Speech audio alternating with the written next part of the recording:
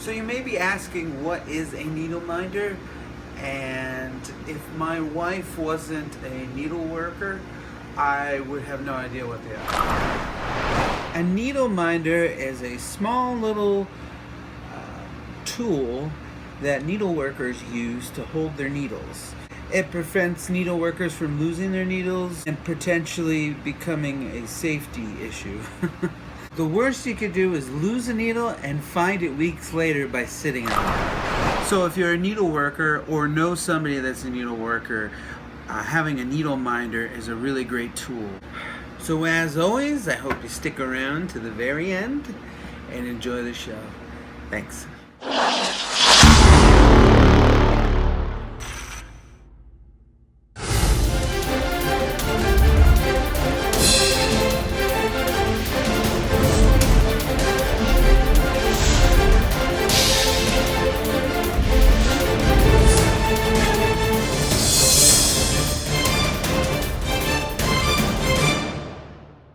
I started drilling a hole the same diameter as the magnet that I'm going to use, and because I'm using a scrap piece of maple burl or just a scrap piece of wood, I'm using this ACK'S chuck with a 1-inch diameter mandrel with some double-sided turner's tape. And as always, if you're going to use a ACK'S chuck as a drive, use a drawbar for safety. Now, in my opinion, the most difficult part of this project is right here, trying to align the drilled hole with the center of that mandrel. I just basically eyeballed the center, but you can use your tailstock to help you find the center as well. You can also trim down the edges on this piece if you're using a scrap piece like this one, but I didn't because the wood is actually really punky, so I'm not going to have any problems turning this. It's going to turn very, very easily.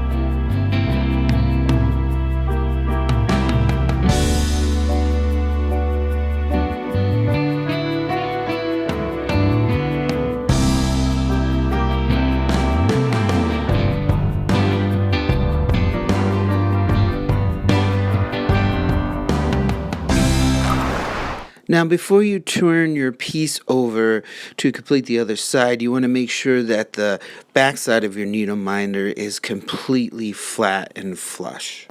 And when you're using turner's tape, make sure you push in and back towards yourself when you're cutting.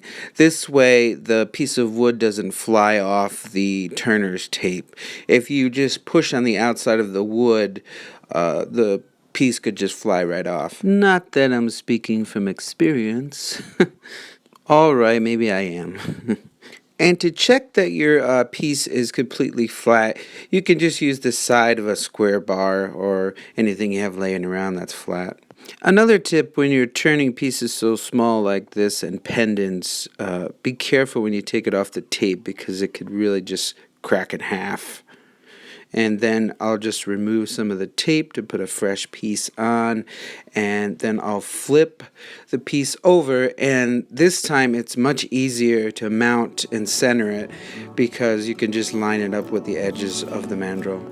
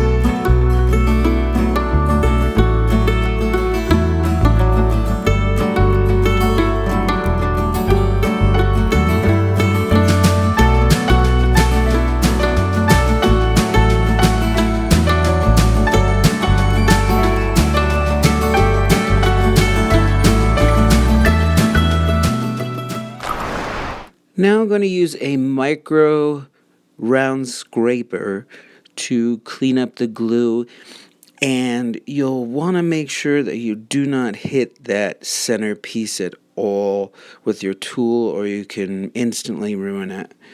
Then once I clean up the glue, I'm going to switch over to some sanding, and I started at 150 and went up to 600 grit. And again, you want to make sure that you do not hit that center piece at all. Next, I moved over to apply a friction polish, and then I'm going to buff it really, really dry. And I put 3 coats of the friction polish on. And this is a very important step deciding on what finish you're going to use, because this needle minder or this tool will actually be on somebody else's work.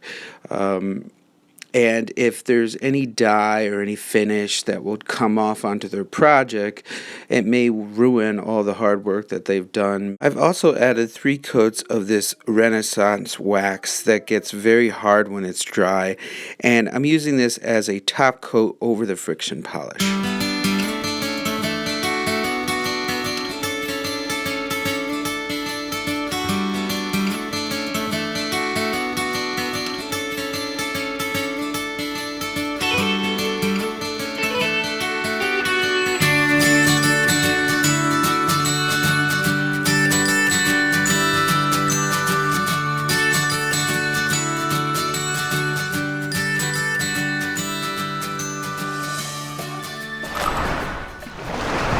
So here is a cross-stitch pattern that my wife has been working on for over a year, and there's plenty more underneath that you can see. And my wife, I don't know how she does it, the work is so small, but it's so beautiful. So when my wife uses a needle minder, like the one that I've made in this video, she'll just put it on her fabric, and you'll want to take the second magnet and flip the piece over and add the magnet so the needle minder stays put. And this is what I was talking about before, that you want to make sure that none of the finish comes off on someone else's project. And then you can just take the needle and add it to the needle minder, and then we'll stay.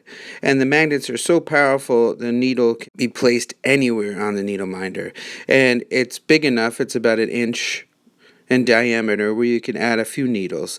And this is beneficial to needleworkers because they don't have to lose their needle or take the needle and stick it in their thread to save it for later, which could maybe put holes in their project. So I hope you enjoyed this little project and my video.